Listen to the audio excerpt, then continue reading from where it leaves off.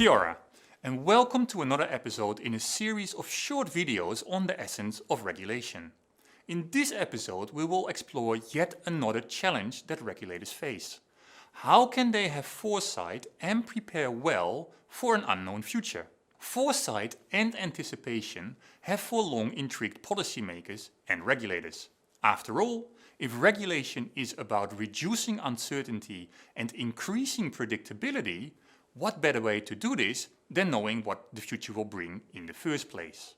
Particularly the growth and promise of information technology to collect, store and analyze ever larger sets of data has made some regulators hopeful that their foresight and anticipation can reach a level of near perfection. But a warning is in place. While the growth and ease of this technology may have made it possible to have better foresight in theory, it has not changed an essential task for the regulator in practice, and that is to collect and analyze the right data. And this is often where regulators struggle. So how to tackle the challenge of collecting and analyzing the right data? Well, of course it is relevant for regulators to truly commit to data collection and analysis in the first place. That includes allowing staff sufficient time to collect and store data, and it includes employing well-trained data analysts. It also asks for regulators to familiarize themselves with novel approaches to data collection, to understand, for example, the ethical challenges that come with them. But just focusing on collecting and analyzing data will likely not be enough. Equally important is to make good use of it. So what do I mean with that? This is a well-known image. It basically indicates that data is little more than a set of facts or signals. For example, there were so and so many car accidents this weekend. Information then is about the patterns in that data. For examples, of those car accidents, a quarter involved drunk driving, or of those car accidents, more than half happened after dark. Distilling information from data is a first step to give data meaning and purpose. Knowledge is yet a deeper understanding. For example, being aware there is a spike in car accidents related to drunk driving during the holiday season. Knowledge often comes from synthesis of different sources of data and information over time. Now, ultimately, knowledge may result in wisdom.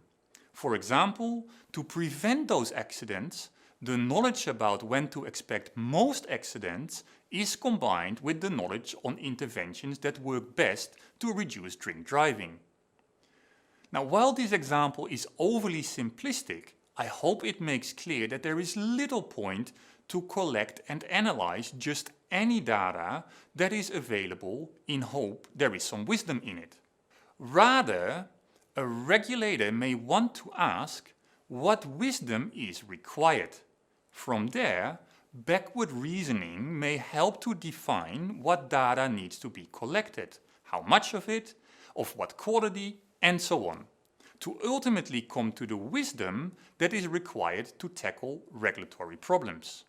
Anticipatory regulation, as a means to have better foresight, is about asking a set of related questions. What wisdom is required? How do we get it? Where do we get it? One of the clearest approaches to anticipatory regulation available now is this approach developed by Nesta. Nesta is an independent charity based in the UK. At its core, the Nesta approach calls upon regulators to embrace a set of 6 principles in the development and analysis of regulatory intervention. All these principles can themselves be understood as recent trends in regulatory governance and practice. But as the Nesta approach points out, they build on and reinforce each other when applied well. So have a closer look at these principles. The first principle presented by Nesta is to take engagement with stakeholders seriously. This includes target of regulation, beneficiaries, the public at large, other regulators, and so on. Around the world, there is no shortage of examples of how governments have embraced new technologies and platforms to engage stakeholders. And this is a laudable development. But with more and easier possibilities to engage stakeholders, there is also a risk. Stakeholder involvement will only yield positive results if regulators are committed to listen to their stakeholders, if they report back to their stakeholders how their ideas have influenced the regulatory design and implementation process, and if stakeholders recognize that their input is indeed present in the final interventions and processes.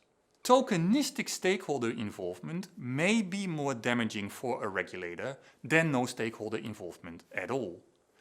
Regulators should therefore not be seduced by the ease of asking for their stakeholders' opinions through new technologies and platforms if they are not willing to follow through and listen and respond to these opinions. Another important principle presented by Nesta is to think about regulation in the long and in the short term as a process of ongoing updating and refinement. Often, regulatory interventions are developed in-house by a regulator and then go through various checks and balances before they are implemented in practice. Once the intervention is in place, it tends to be left alone unless something goes wrong, which then calls for an update. Now, the risk of such an approach is that eventually we, or future generations, end up with outdated regulatory real estate that will be exceptionally hard to change. So rather, regulators are challenged to see the development, implementation, assessment and redevelopment of regulation as an ongoing iterative process.